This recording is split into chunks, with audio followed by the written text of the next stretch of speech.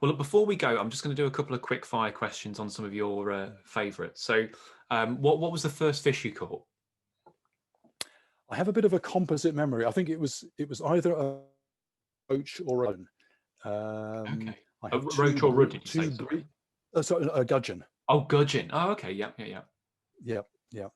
Ah, I can't. I have two memories of two different bridges and fishing off the bridges, and I caught a roach off one and a gudgeon off the other, but I'm not sure what order they came in. they're both often the first fish for people. Mm. Have you got a favourite fish? Ah, I bet you must get asked this all the time. I I don't know. I mean, I think Arapaima has to be a candidate because they're fascinating. I've got a lot of history with Arapaima. I was injured by an Arapaima. I was that was another another injury. I was headbutted by a sort of 70 pound fish in the chest, which was Bet that hurt. serious blow. Actually, somebody's just sent me. Yeah, it did. I mean, it sent me flying. Just yesterday, somebody sent me a clip from Brazil of some fishermen. They had an Arapaima, sort of 70, 80 pounds that they caught, and it's on the bank, and somebody is actually with a knife is actually making a hole in its the root of its tail so that they can sort of drag it. And this guy clambers over the top of this fish, and in that moment it flexes sideways, and with its head it hits him in the face, and this guy is lying on the ground. I mean, they are It's all bone, I guess, isn't it? Head. that's right. And if they flex, if you're in a position where they can flex sideways and hit you, it can be really nasty. I've heard a number of stories, including one cameraman who was basically rammed and smashed by one of these things. So and the thing, they are just they can be very stupid. They can be very easy to catch, and they can be incredibly intelligent. And I think, because it's a fish that I've spent a lot of time with, I think it's a fish that has very much told me about, and I guess you probably see this if you're hanging out with fish underwater. They are, and I think anglers generally start to get this realization that fish are individuals. They're not all the same. They're not all just generic barbel, generic chub, or whatever. Fish have sort of personalities, and they're capable of learning. They're capable of incredible learning. Yeah, definitely would agree with that. Yeah, Yeah, I would say so, because they have parental care as well, don't they, Arapaima? I think. yeah, that's right. Yeah, that is, yes. They have a little, a little shoal of young, and the adults protect them, and that's why that's the situation where if you jump in the water near their nest or near their young, that's when they're going to go for you. Again, it's not because they've got anything against people. It's just anything comes near their young and they'll go for you. And actually, interestingly, sorry, this is a bit of a tangent. You see the same thing. You see the same thing with some snakeheads. Now, for an Arapaima, which is possibly 2 meters long, going ramming a full-grown human, that's one thing.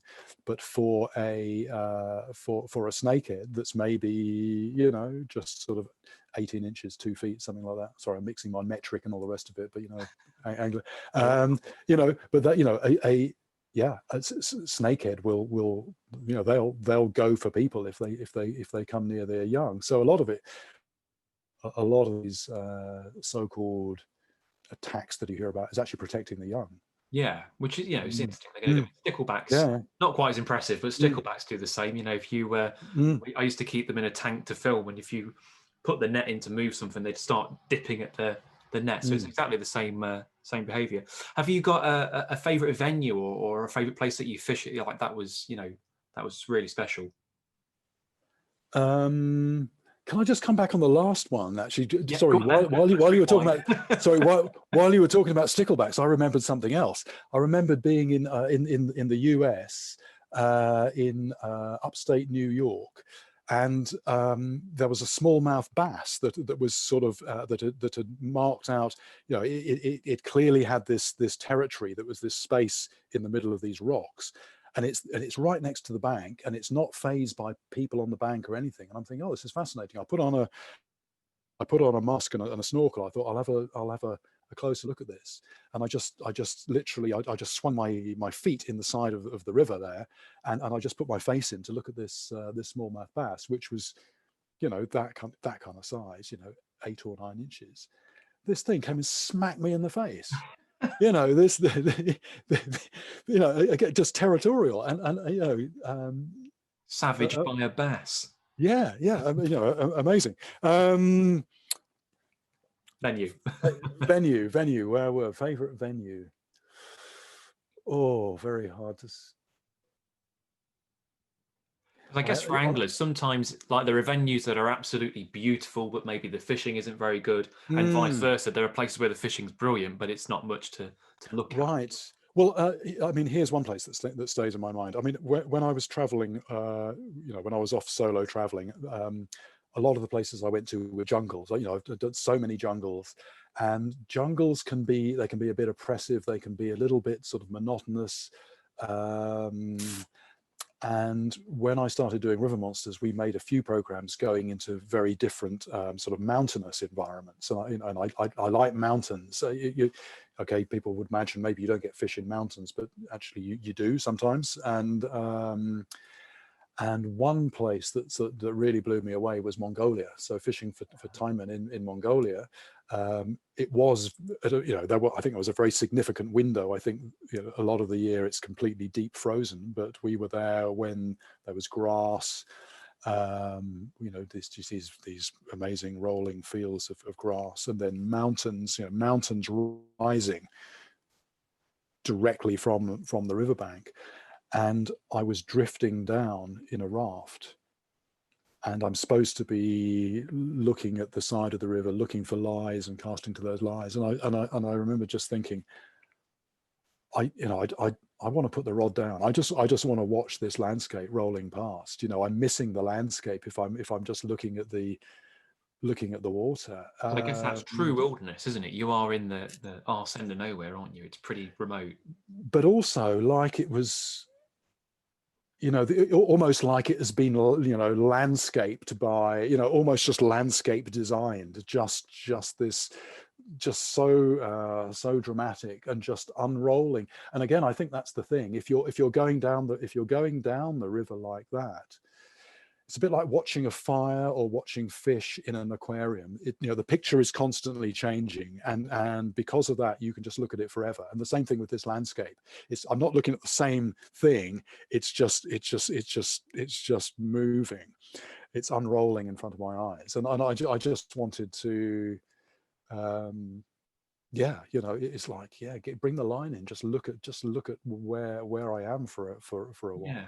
Yeah, I can definitely appreciate that. I've not quite on the same scale, but I've been to places like Shetland when I've been filming wildlife, and when I've had a day off, I thought I'll go sea trout fishing on one of the sea locks or something like that. And it's, you know, you've got the rolling hills, you've got this beautiful sea lock, and an otter, not good for the fishing, but good to watch. You know, beautiful otter might go by, and it is it's nice to breathe that all in.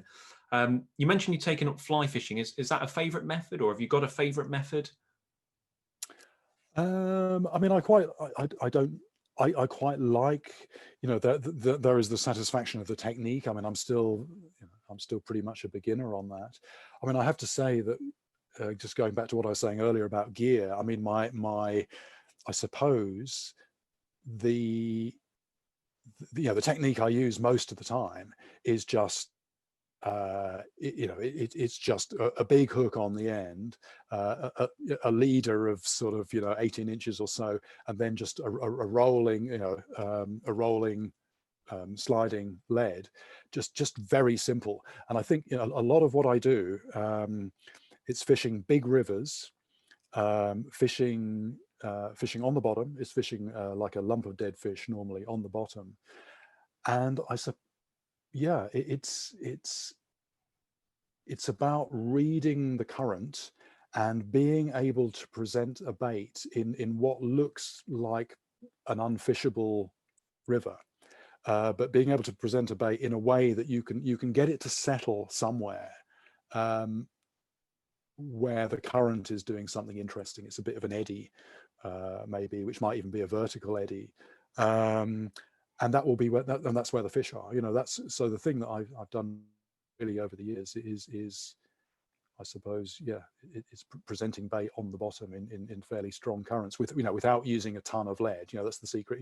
Can you explore that river by shifting where you're casting from and where you're casting to? Can you play around in such a way that you find a place where I can get it to sit there, and then if it's sitting there, it's like, oh, that's the kind of place fish are going to be expecting something. So there's a satisfaction in that. Relatively simple then, isn't it? Not but it is. Yes, simple. Yeah. It's relatively simple. And again, it's once the bait is in position, it's fairly static. It's like, you can make it a bit more interesting. Sometimes you can move it around. You retrieve a bit of line and then it'll settle somewhere else. But it's no, I think coming back to for excitement, I think I like fishing surface lures, and that could be on fly gear. So maybe a popper on the surface, or with I like single-handed bait caster, that kind of thing, Yeah. and it's just I've done it once with the plastic frogs. They're great. Yes. And I thought it was a wind up. Someone said you'll catch a pike. I'm like, there's no way they're going to take. Bunged it out and brought it in. It's like Jaws. It's this pike erupted out the lily pad. It was just, my heart wasn't a very big pike, but the method was adrenaline inducing. Absolutely. And I think sometimes it's almost, if you've got a weak heart, that's not something to do, because I've done quite a bit of that kind of fishing for peak bass in Sarika, and it's almost like, you look at it, you think, this isn't really a feeding response. This is like aggression. It's, you've just come into its space, but that space is a lot bigger than you think. I mean, some of the water where it's a bit clearer, you're fishing maybe sort of 8 foot of water, and you're popping something across the surface, and you see something come, this sort of streak come up diagonally from the bottom. It's seen it from, it's seen it from a few meters away, and it's just coming to kill it, and it's just it comes out of nowhere.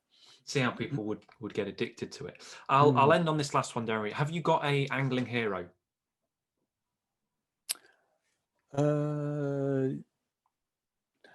I suppose when I started off, Richard Walker was very much was very much the person. It's not just a case of chuck your line out there. It's think about it. You can catch